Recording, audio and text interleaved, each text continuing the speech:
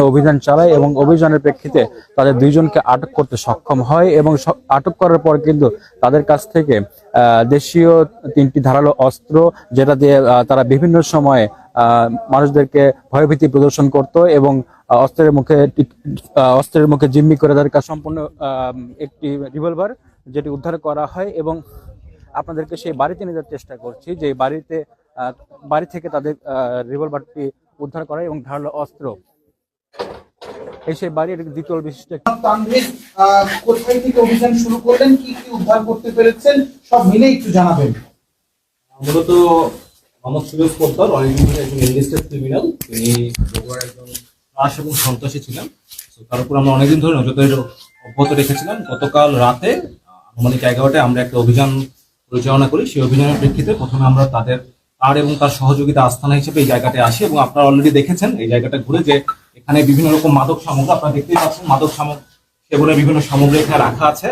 Plus তারা এখানে মাদক সেবন করতো। এখানে তাদের আস্তানার মধ্যে দেশীয় অস্ত্র এবং আগ্নেয়াস্ত্র সহ অনেক কিছুই তারা এখানে রাখতো এবং সেটার দ্বারা তারা মানুষকে এখানে নিয়ে আসতো, চাঁদাবাজি করা, ভয়ভীতি দেখানো, আনুষঙ্গিক যত অপরাধের কাজ, একটা অপরাধ সাম্রাজ্য বানিয়েছিল এই একটা বিল্ডিং এর ভেতর। তো এর প্রেক্ষিতে আমরা গতকাল রাতে এখানে একটি অভিযান পরিচালনা করি, কিন্তু আমরা ওই মুহূর্তে আমাদের উপস্থিতি টের পেয়ে তার সহযোগীরা পালিয়ে যায়। যাই হোক, আমাদের আরেকটি টিম তখন মোহাম্মদ ফিরোজ পোদ্দারের বাসায় একটি অভিযান করে এবং সেই অভিযানের প্রেক্ষিতে ফিরোজ পোদ্দারকে গতকাল রাতে আমরা গ্রেপ্তার করতে সক্ষম হই, যার প্রেক্ষিতে তার তথ্যের উপর নির্ভর করে পরবর্তীতে আমরা আমাদের আরো একটি টিম আবু রায়হান রানা, তার সহযোগী এবং আরেকজন এনলিস্টেড ক্রিমিনালকে গ্রেপ্তার করতে সক্ষম হয়। এবং পরবর্তীতে আমরা তাদের এই বাসাটা সার্চ করার পরে আমরা এখান থেকে একটি রিভলভার, একটা আগ্নেয়াস্ত্র উদ্ধার করতে পারি। আপনারা দেখতেই পাচ্ছেন এটি একটি সক্রিয় আগ্নেয়াস্ত্র, এটিতে 6 রাউন্ড অ্যামুনিশন লোড করে মানুষকে ফায়ার করা সম্ভব এবং এটি একটি প্রাণঘাতী অস্ত্র। এটার মাধ্যমে যে কোনো মানুষকে ক্লোজ ডিস্টেন্সে ফায়ার করে তার মৃত্যু নিশ্চিত করা যেতে পারে। এই ধরনের একটি আগ্নেয়াস্ত্র এবং কয়েকটি দেশীয় অস্ত্র আমরা তাদের এই আস্তানা থেকে উদ্ধার করতে সক্ষম হয়েছে এবং তাদেরকে গ্রেপ্তার করা হয়েছে।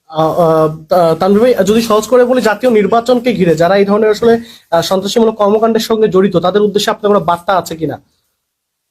নির্বাচনের জন্য আমরা সেনাবাহিনী মোতায়েন রয়েছি। আমরা নির্বাচনী পরিবেশ সৃষ্টিতে চেষ্টা করছি, কাজ করে যাচ্ছি।